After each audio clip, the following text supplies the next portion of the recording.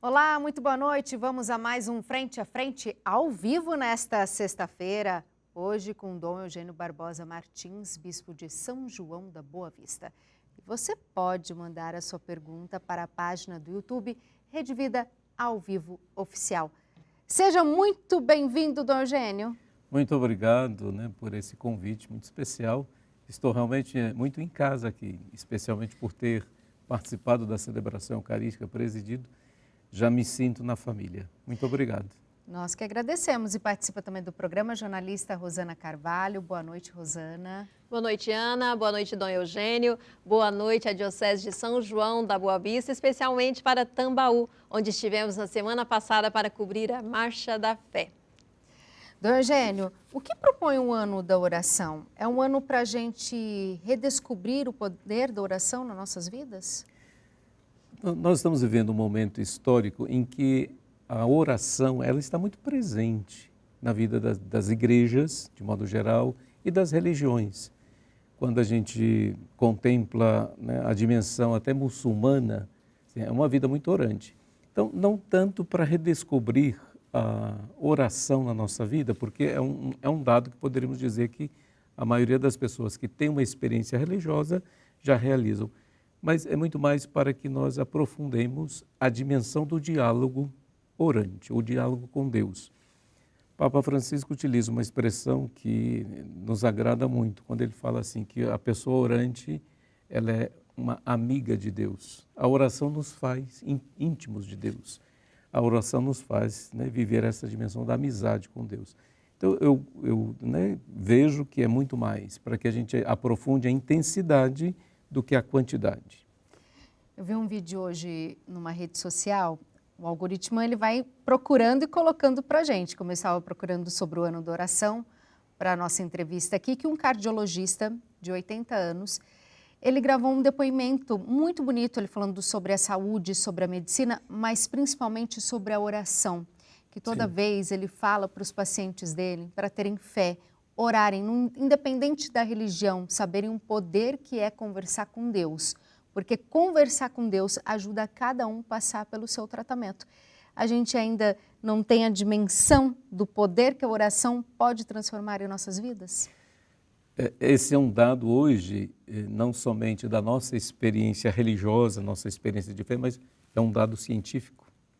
A vida de oração ajuda a pessoa a se abrir mais, ela potencializa a medicação que é dada, ela harmoniza sentimentos e os sentimentos podem facilitar ou não um processo de cura.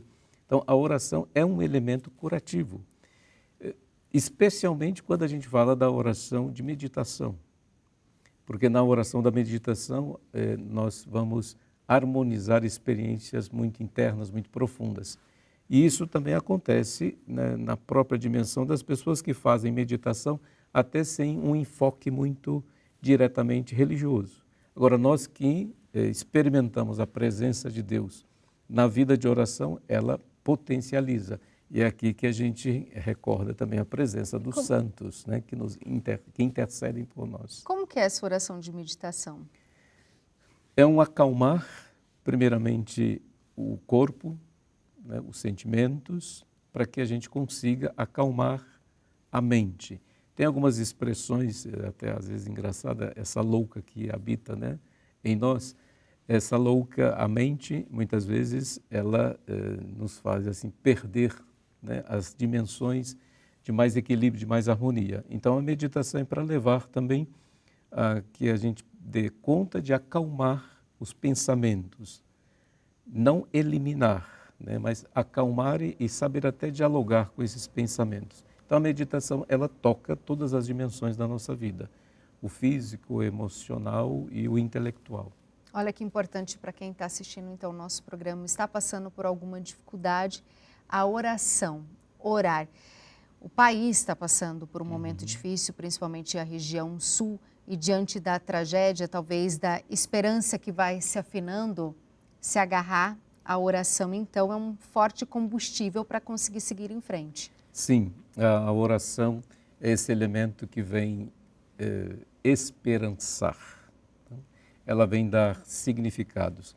E como na nossa espiritualidade cristã a nossa oração nos liga tão diretamente à pessoa de Jesus, né? Alguém que viveu dimensões muito concretas da nossa humanidade e que enfrentou, né, o sofrimento, enfrentou a rejeição, enfrentou uma sentença de morte, enfrentou a dor da cruz. Então, a nossa associação e a nossa oração a alguém que viveu essa condição humana também vai nos humanizando. Agora, tem uma dimensão, né, como você citou, a realidade dos nossos irmãos e irmãs do Sul. A oração também, ela tem um poder de nos abrir a consciência. A oração nos ajuda a buscar também porquês, né? E por isso ficou muito claro assim, que a nossa contemplação da realidade do sofrimento nos faz perguntar por que nós estamos machucando tanto a natureza? Por que nós estamos agredindo tanto a natureza? Por que nós não damos conta de cuidar da vida para que essas realidades não venham de forma tão violenta como veio? É um pensar a nossa responsabilidade, onde está. Isso. E aí a oração, ela nos liga a essa dimensão também planetária e a dimensão cósmica, porque a vida nesta dimensão de meditação vai nos abrir, né, para uma comunhão muito mais profunda. A comunhão com o humano que está presente em todo o planeta. Então, a oração me faz sentir verdadeiramente irmão, né, de quem, né, vive a mesma realidade humana. Então, isso, né, é a força mesmo, né, como nós estamos falando, da vida de oração. Ela nos humaniza, ela potencializa nossas capacidades. Que lindo isso. Rosana, temos perguntas? Sim, mas antes, você que está em casa, mande pergunta aqui para o @Rede Vida ao vivo oficial, que Dom Eugênio irá responder. E quem participa conosco agora é a Sônia Fernandes. Boa noite, Dom Eugênio. Eu sou Sônia Delgado Fernandes, da Diocese de Catanduva. Referente à escuta, como está o ouvido do nosso coração? Uma pergunta muito especial, né? Ela traduz muito o que nós rezamos na liturgia de hoje, mas ela também nos liga a essa dimensão que a Igreja está vivendo, que é um processo profundo de escuta que nos leva a celebrar, né, junto com o convite do Papa Francisco, o Sínodo. Uma igreja que é capaz de escutar a diversidade, uma escuta, primeiro, da própria natureza. A natureza está gritando, né? A natureza está clamando. Então, a nossa escuta, passando pela centralidade do coração, né? E aqui a pergunta, ela tem uma provocação bíblica, porque nós, né, de uma cultura vinda de um pensamento grego, nós dividimos cabeça, cérebro, né, razão, de sentimento, coração. O mundo bíblico, ele pensa com o coração. Tem expressões bíblicas muito concretas, hein? O pensar é com o coração. Então, nesse sentido, quando a gente pensa aí nessa unidade de o que nós definimos como separado, o pensamento e a razão e sentimento, quando nós pensamos nessa totalidade, aí sim a nossa escuta também ela fica mais ampla. Nós vamos escutar o clamor de uma natureza, nós vamos escutar o clamor das pessoas, nós vamos escutar o clamor dos pobres, dos que estão sofrendo, nós vamos escutar o clamor dos que estão na dor, né, da angústia, de um sofrimento, de uma perda, de uma doença. Nós vamos escutar o clamor das instituições que também precisam de reforço, de transformação, de atualização. Então, a escuta do coração aqui é algo muito especial. É uma escuta mais completa, uma escuta mais profunda, mais intensa. Vai muito além. E a partir dessa escuta, que nós, como adultos leigos, temos que aprender, porque ela é muito ampla, como começar a ensinar as crianças para que elas tenham a noção dessa escuta, se abram o coração, entendam o poder de estar perto da oração, de estar perto do caminho de Deus. É um desafio muito bonito. Se somos tão falhos. É um desafio muito bonito. Primeiro que as crianças, elas nascem com essa potencialidade e muitas vezes os nossos métodos pedagógicos, a gente acaba diminuindo essas potencialidades, essas capacidades das crianças. Então, os nossos métodos, por serem muito racionais, né, não permite tanto que a criança se expresse, né, no seu sentimento e na sua inteireza. Então, eu creio que é um processo também de evangelização da nossa catequese, uma catequese que não ficasse só nas reflexões, que não ficasse só na racionalidade, mas que trabalhasse o que nós chamamos da dimensão mais mística, da dimensão do sentir, do estar juntos, do trabalhar, né, a dimensão lúdica. Criança é lúdica. Aí sim, né, por aí a gente consegue educar as crianças nesta dimensão lúdica, porque também Deus, né, é a pessoa, né, a expressão mais lúdica que a gente conhece. Nesta dimensão, as crianças podem começar a ter escutas diferenciadas. Porém, né, nós estamos aí nos desafios de uma mídia muito forte. Para dar um exemplo, né, nós ficamos às vezes incomodados com o choro de uma criança na igreja, na missa, durante uma missa. E alguns pais estão utilizando o recurso de dar um celular para a criança, porque o celular, ele cala, né, as pessoas, o celular cala as crianças. Aí você não vai escutar o choro, né, porque aquela criança, ela ficou podada na sua potencialidade. E o choro é uma expressão de oração, né? Quantas expressões de oração que a gente pode estar fazendo? O choro, a alegria, a dança. Então, a criança está lá naquele choro, ela está, né, provocando uma comunidade também. Então, esse é um elemento que a gente está tirando a capacidade da criança de se expressar naturalmente, né? Porque o choro vem naturalmente da criança, né? Aí você bloqueia e aí coloca a criança, né, estabilizada ali, quietinha, não se manifeste. Aí é a deseducação, né, da expressão, da naturalidade da criança. A gente tem que tentar, então, ouvir mais nossas crianças Perfeitamente. para aprender com elas? Justo, perfeitamente. Como você, né, já citou o exemplo de um vídeo que você viu, ficou muito famoso aquele vídeo, né, de uma criança que vai para uma academia e começa a fazer os seus movimentos naturais. E os adultos começam a repetir, né? Então, o personal trainer não era, né, um profissional que tem, né, as técnicas, mas foi uma criança, naqueles movimentos, porque a criança faz os movimentos, sim, da naturalidade, né? Sim. E como foi difícil para os adultos, né, acompanhar uma criança, né? E a criança, ela não tem preconceitos, ela não tem julgamentos. E, como o senhor falou, a gente vai moldando para que, sim, fique igual a gente e aceito pela sociedade, para quem se enquadre, uhum, no padrão. E como o senhor falou da tecnologia, do celular na missa, como o senhor acredita que a igreja vai conseguir trabalhar com esses jovens, com essas crianças tão conectadas? A igreja está preparada? O senhor me confidenciou aqui que o senhor não é muito conectado, mas como o senhor acredita que a gente pode unir essas duas coisas? Concretamente, se nós queremos fazer um processo de evangelização, nós precisamos estar na mídia. Então, a minha limitação, porque eu tive que aprender a entrar nesse mundo. Os jovens já nasceram dentro desse mundo, né? O celular é parte integrante, é quase como se fosse um órgão, né, da vida dos jovens. Então, nesse processo, como organização de igreja, a gente tem hoje o setor da juventude que está trabalhando de forma muito bonita, porque é ali que a gente encontra o jovem hoje e é ali que a oferta de um projeto evangelizador precisa ser colocado. E nisso, nas nossas dioceses, o setor de juventude, né, tem feito algo extraordinário. Basta a gente ver assim, tem uma motivação de uma programação feita com jovens, ninguém mais telefona, solta na mídia. Né? Acontece. Acontece.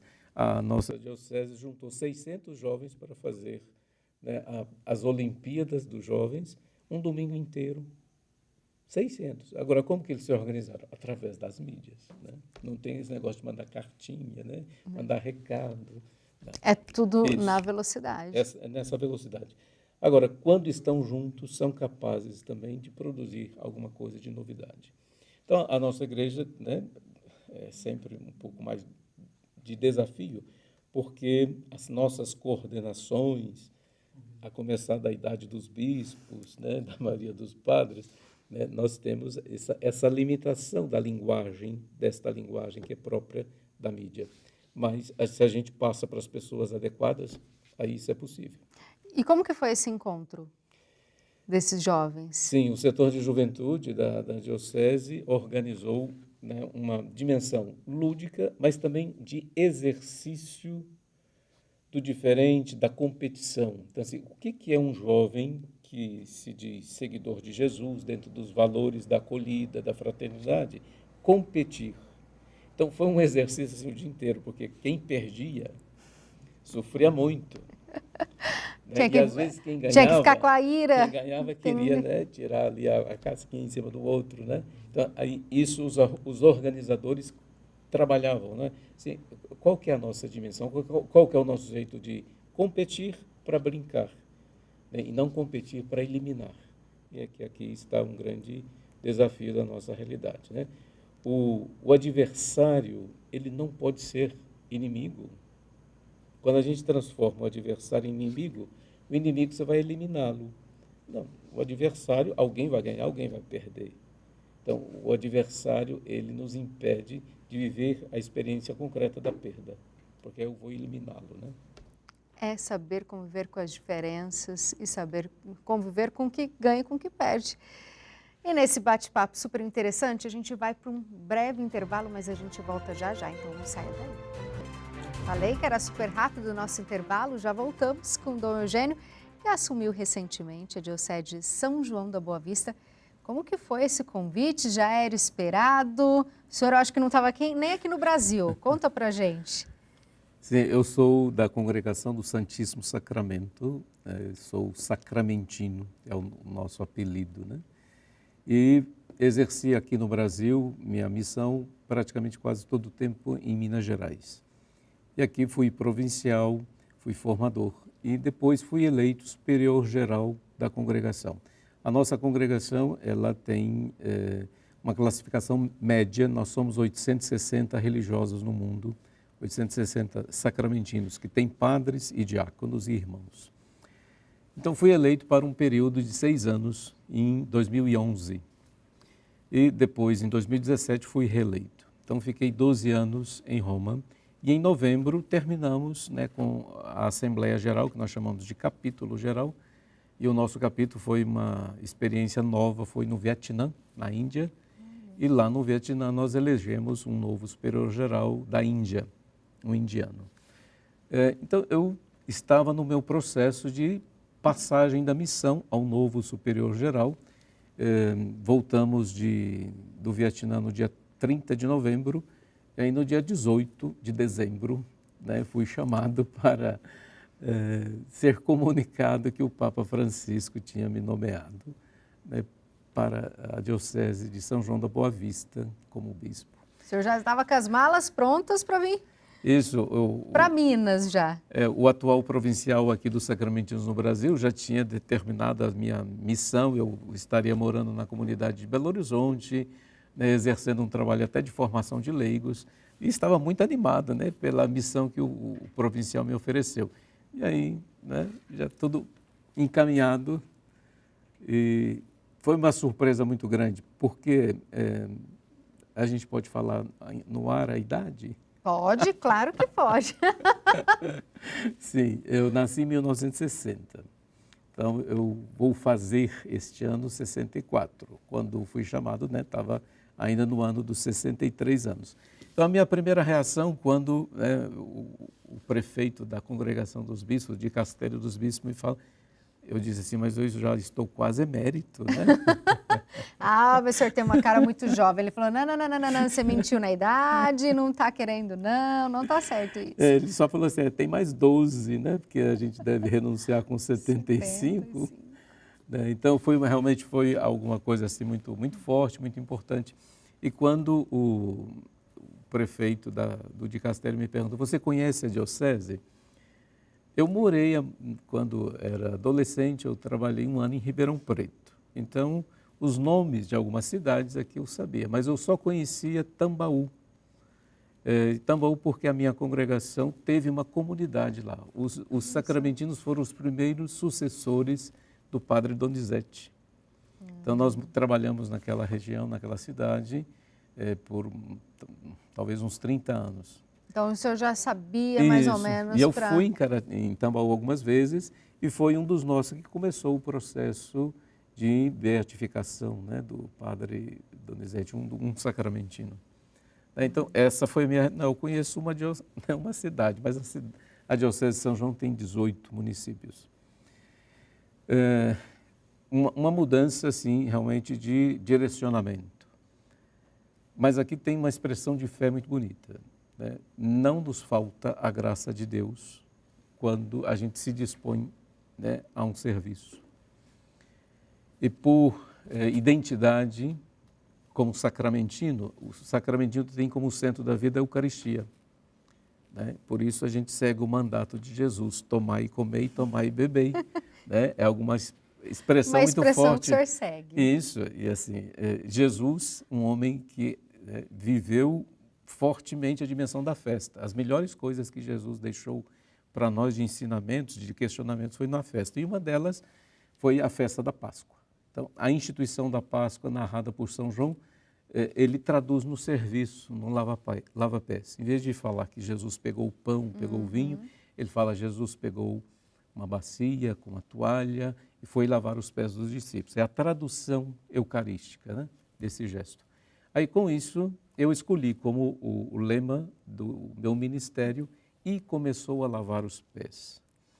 Então, eu, por ser, né, um religioso, agora bispo sacramentino eucarístico, essa é a dimensão de serviço que eu ofereço, né, à Igreja de São João da Boa Vista.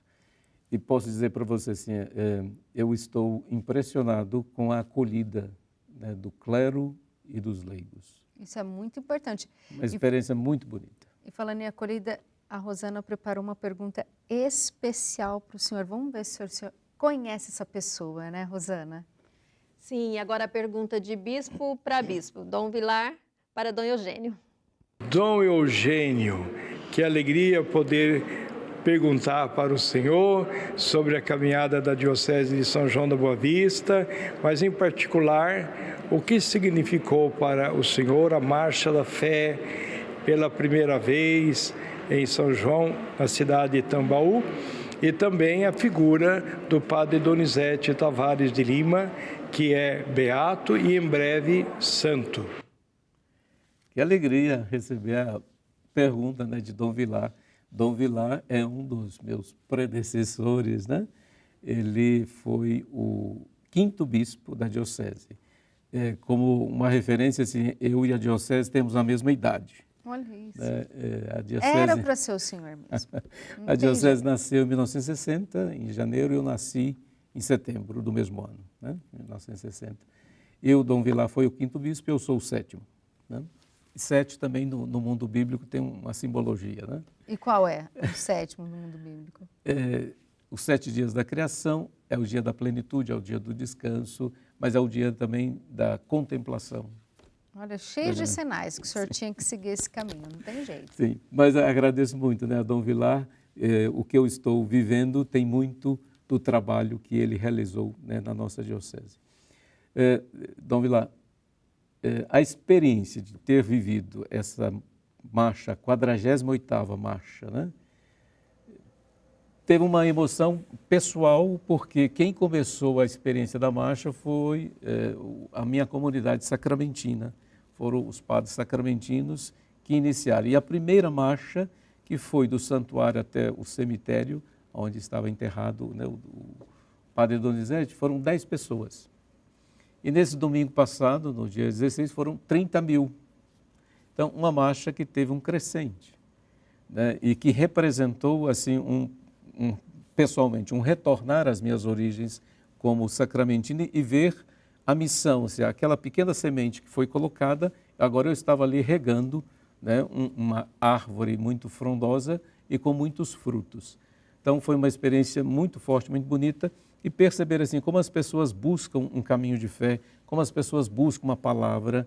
E uma das referências, né, respondendo um pouco à dimensão da segunda pergunta que Dom Vilar fez, o reconhecimento da santidade de Padre Donizete está como o apóstolo da acolhida. é um homem que sempre disponibilizou a sua vida para acolher as pessoas. Acolher não só na dimensão religiosa, mas as tantas obras que Tambaú tem, mas não só em Tambaú, porque ele trabalhou em outros lugares, de assistência aos necessitados, creches, asilos, escolas. Então, o Padre Donizete, ele expressou na sua vida, né, uma acolhida que foi muito produtiva para as pessoas.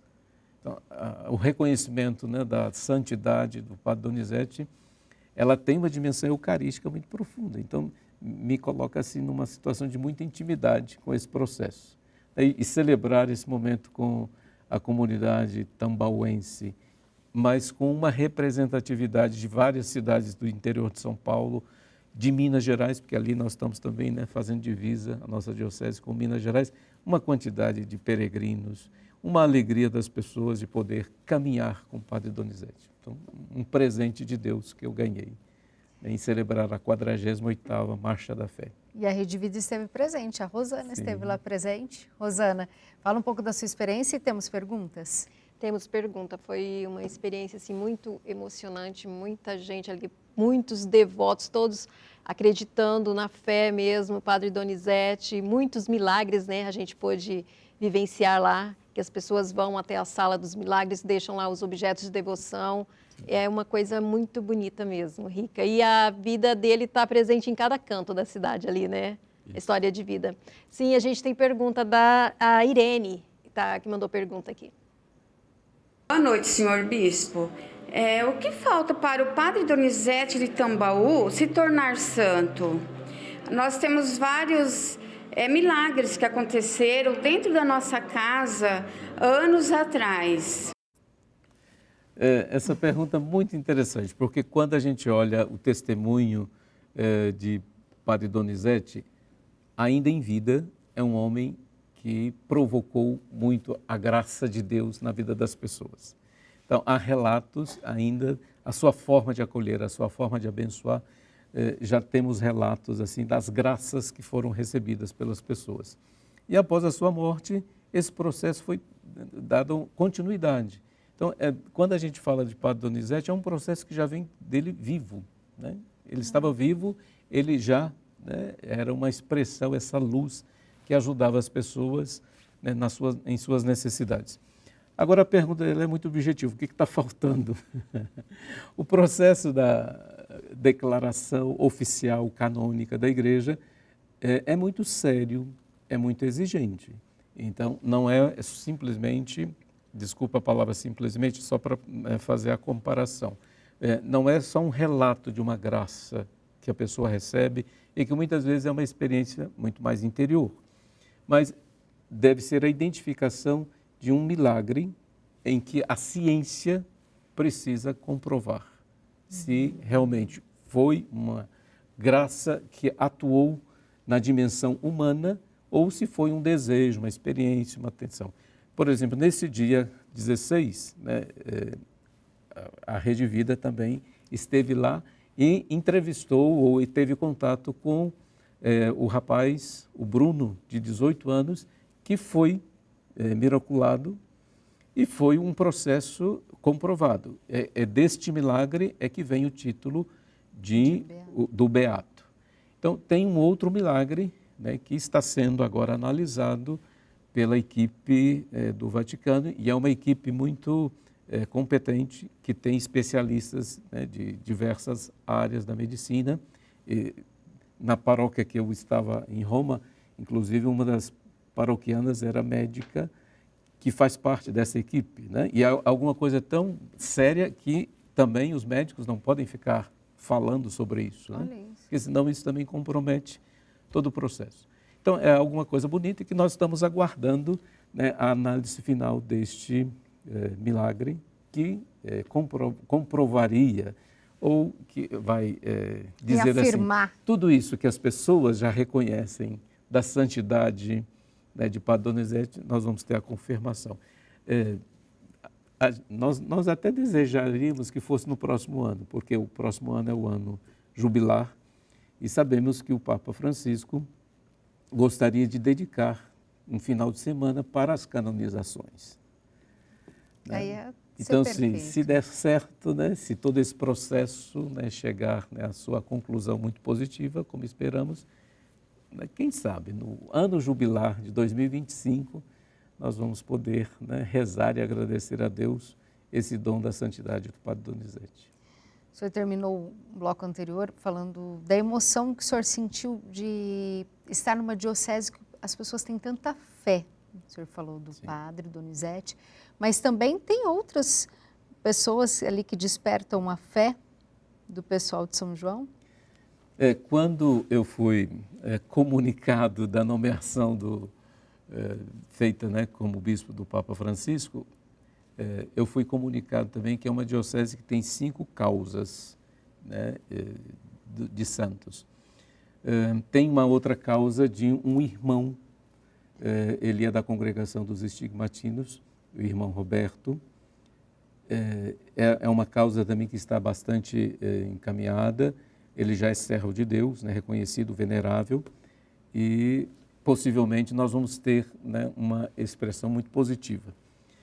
Temos o segundo bispo, né, da diocese, o Dom Tomás Vaqueiro, que também desperta, né, em muitas pessoas, a comprovação, né, que é um santo homem. Também tem uma causa iniciada. Temos um padre da congregação dos assuncionistas, o padre Mateus, né, e uma leiga também, que está lá na cidade de São José do Rio Preto, né, que muito ligado ao mosteiro. Então, tem também a Lourdinha. Então, nós temos 5 causas. E é interessante ver a diversidade, que é um padre diocesano, o Padre Donizete, um bispo, né, tem um irmão religioso, né, tem um padre religioso e uma leiga. Então, assim, é uma expressão do que você disse, assim, é uma diocese onde a experiência religiosa é muito forte, né? E dessa experiência religiosa, permita esticar um pouquinho mais, mas tem 2 coisas. Quando se faz o censo, o número de pessoas que se declaram católicas nesta região está acima da média brasileira. Então, é uma região onde a experiência religiosa católica ela é muito forte, atuante. muito forte. E a outra dimensão é como a ação que especialmente teve o Dom Tomás, até hoje, a quantidade de vocações que essa diocese oferece à igreja. Hoje nós temos no nosso seminário, nas 3 etapas, o propedêutico. A igreja, que eu já recebi religiosos aqui falando que precisa muito da divulgação da vocação, dessa inspiração, na diocese do senhor, então não falta. Isso. O número de padres, de presbíteros é um número suficiente para todas as necessidades paroquiais que a gente tem. E ali a gente ainda tem várias comunidades de vida, que têm também seus padres, e atualmente no seminário, nas 3 etapas, nós estamos com 35 seminaristas.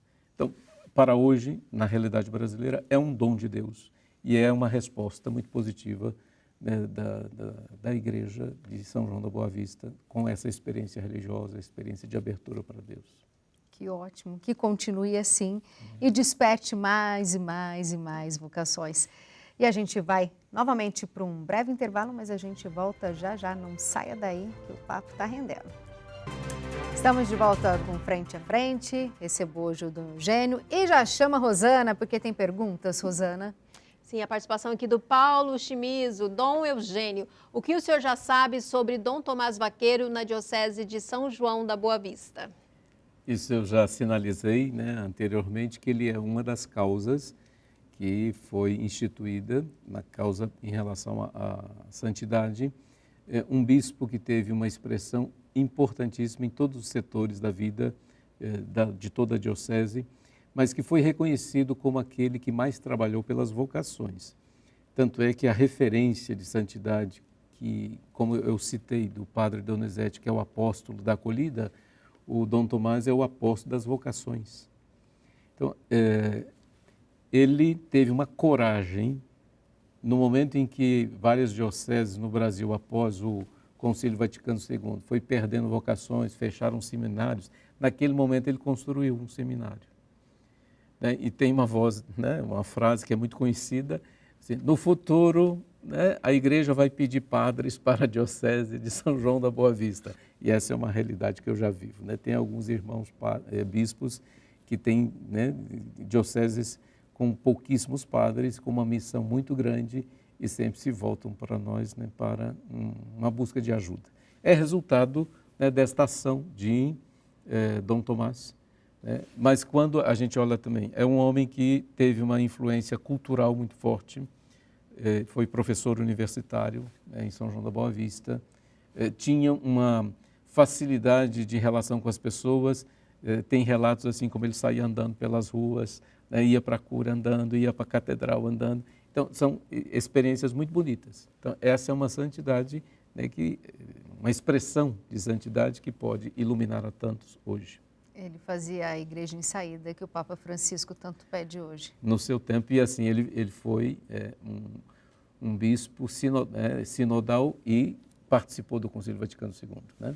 É um desafio para o senhor seguir tentar trilhar essa missão de continuar despertando vocações e missões na diocese? Sim, é um desafio bonito. Né? Eu trabalhei muitos anos na formação da minha congregação e essa sensibilidade, né, para as vocações, porque o importante das vocações que a gente tem que ter claro é o seguinte: do lado da instituição é abrir a possibilidade para quem tem essa vocação poder desenvolvê-la e poder se realizar, porque é aí que está a vontade de Deus. Mas ao mesmo tempo também ter critérios muito claros e objetivos, porque às vezes a gente brinca assim, tem vocação, mas pode ter invocação também, né? A pessoa fica invocada com alguma coisa e que depois no processo do discernimento que é tão sério e tão necessário, porque é uma vida inteira. Né? Não é para viver um processo simplesmente em um período da vida, mas é uma doação que deve ser por liberdade, porque Deus não força ninguém. Né? Então, se é uma entrega livre, tem que ser muito consciente. E é uma entrega, o senhor falou, o senhor estava com a vida planejada e de repente o rumo da vida do senhor tomou outra rota. E assim são dos demais religiosos. Então, a pessoa que quer seguir esse caminho tem que ter muita certeza do que está ali dentro. E me despertou muito o senhor contar que quando estava em Roma, foi também para o Vietnã. Que trabalho que o senhor realizou lá? Eu vou falar do Vietnã, mas você me fez lembrar uma coisa bonita, assim, que eu tenho escutado dos padres, quando você citou o exemplo de que na vocação existe uma vontade de Deus a ser, né, acolhida e obedecida. Eu tenho escutado isso muito dos padres da diocese, porque é sempre uma tensão assim, será que o bispo vai me transferir? Será que o bispo vai me tirar dessa paróquia? Né? Estou tão bem aqui, não quero sair daqui. Eu sempre digo, eu estou chegando, eu estou conhecendo, então, né, nenhuma perspectiva de mudança imediata, a não ser por circunstâncias como essa, né, que eu vou ter que enfrentar, porque um dos padres da nossa diocese foi eleito... Hoje, não foi? Isso, o secretário, né, da regional da CNBB, aqui de Sul 1 de São Paulo. Então, aí assim, tem uma substituição a ser feita agora. Então, essa dimensão da entrega de vida. Né? Mas, estando no Vietnã, por que eu fui ao Vietnã? A minha congregação tem presença no Vietnã, na Índia, no Sri Lanka, Filipinas e depois vai para a Austrália. A experiência asiática é muito forte, porque é uma cultura muito anterior às nossas. São culturas milenares. Por exemplo, quando a gente entra na Índia, você tem ali uma cultura de 5.000 anos. Né? A nossa cultura cristã ela tem no máximo 2.000 anos. Aqui no Brasil, né, de cristianismo, a gente tem 500 anos. Estando lá, são países onde o cristianismo e o catolicismo é minoria. E ser minoria provoca nas pessoas uma necessidade de viver a radicalidade da fé. Na Índia, 2% de cristãos. No Vietnã, são 7%. Muito pouco. Então, assim, na nossa presença, na nossa paróquia principal, que está no antigo Saigon, que hoje se chama Ho Chi Minh, tem 8 missas aos domingos, uma igreja enorme e com uma praça, várias missas, a praça fica cheia. Tem até telões para que as pessoas acompanhem. Então, tem essa dimensão. Quando existe essa necessidade de você se afirmar na fé, você precisa de estar na comunidade. Você precisa se sentir unido. E depois tem uma outra experiência, que é da história, é um país comunista. E num primeiro momento houve uma perseguição dos cristãos. Né? Tanto é que a gente tem um exemplo, né, de um dos bispos que ficou na prisão muito tempo e hoje ele tem também um processo de reconhecimento da sua santidade. Então, é um povo também que aprendeu, né, na luta, a perseverança, mas que a gente tem que recordar também que é esse povo que venceu a guerra dos Estados Unidos, né? Persistente. Quer dizer, um país pequenininho, mas ganhou dos Estados Unidos. Então, é um povo de muita luta, é um povo de uma praticidade muito grande.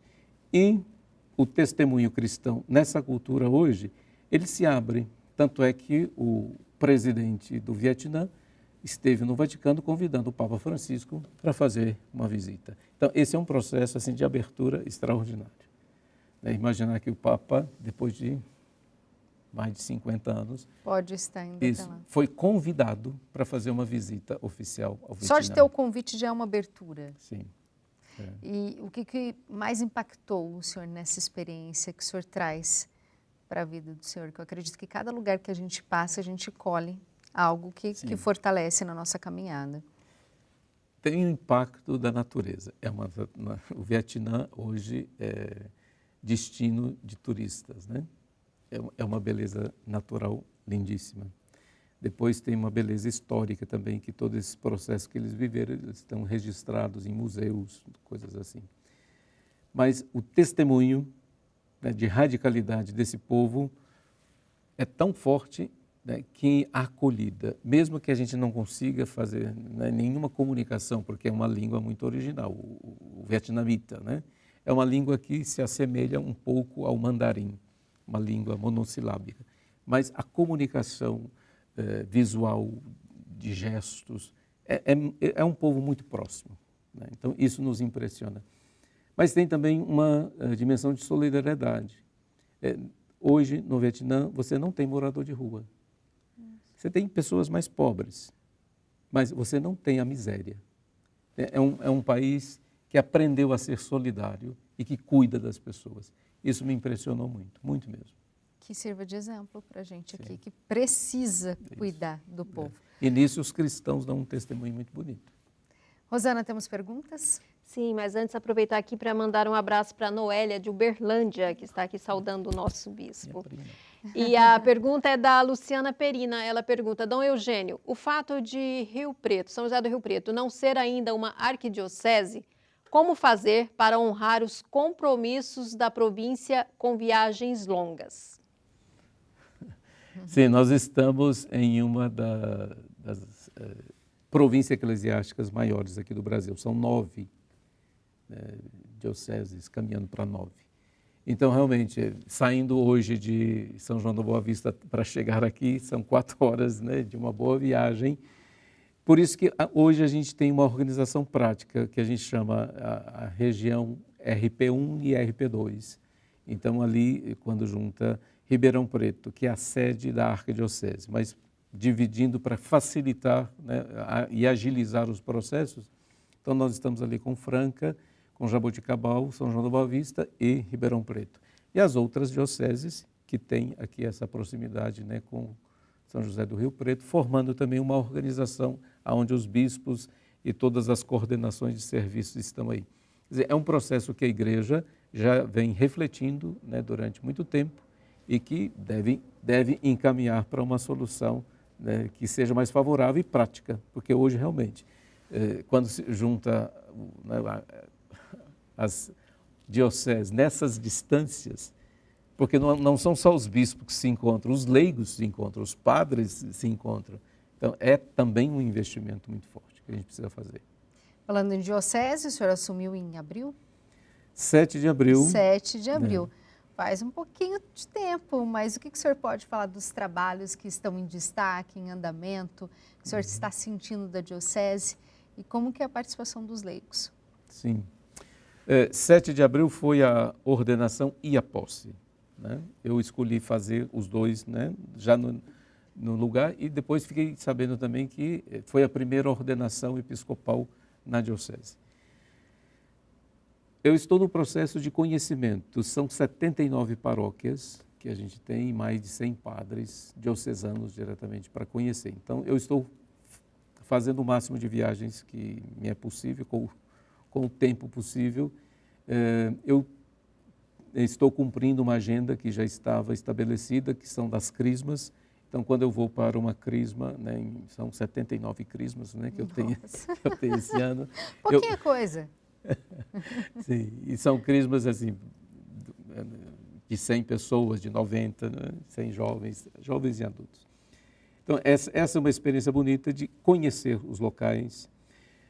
Eu tenho dito para os padres, assim, uma coisa que me impressiona é a disposição e o empenho dos padres e dos leigos, o amor que eles revelam pela igreja. É uma diocese onde os padres trabalham, né? Os leigos estão ali somando forças. Então, isso me alegra muito, né? Ver que é uma igreja em que eu não preciso ficar ali motivando, né? Eu tenho que quase que correr atrás de muitos ali, né? É uma diocese que tem uma estrutura muito, muito bem organizada. Então, eu estou herdando, né, uma diocese que... Bom legado. Um bom legado, né? É uma diocese que tem uma potencialidade. Quando me chamaram para uma reunião de um sábado inteiro com os coordenadores de catequese. Coordenadores. Chego lá, tinha mais de 150 coordenadores. A senhora até assustou, falou, errei, vou embora, não está certo não. Sim, quando reúne todos os catequistas, passa de 600. Então, veja que não estou falando aqui de números, mas estou falando de empenho de pessoas, o compromisso, o que é viver esse batismo, né, concretamente assumindo o seu ser igreja. Quando reúne os coroinhas, passa de 1.200 coroinhas. Né? Então, é uma expressão, né, de empenho, de alegria de ser igreja. Então, o que eu, né, sinto desse chamado de Deus é assim, que eu possa, né, no mínimo, manter, né, esse espírito de comunhão, de igreja, de participação. Né? E é uma das coisas que hoje a gente tem que trabalhar muito na igreja, é a dimensão da fraternidade presbiteral, né, a harmonia, o sentir-se irmão entre os padres e também em relação à participação dos leigos. Né? Existe na diocese o Conselho, né, Diocesano de Leigos, que eu acredito nessa participação e nessa organização do leigo consciente, que quando a igreja deve se pronunciar, não somente os bispos devem se pronunciar, não somente os padres, mas também o leigo tem uma palavra. E muitas vezes a palavra do leigo, em muitos campos, ela é mais qualificada do que a nossa, porque ele traz uma experiência também profissional.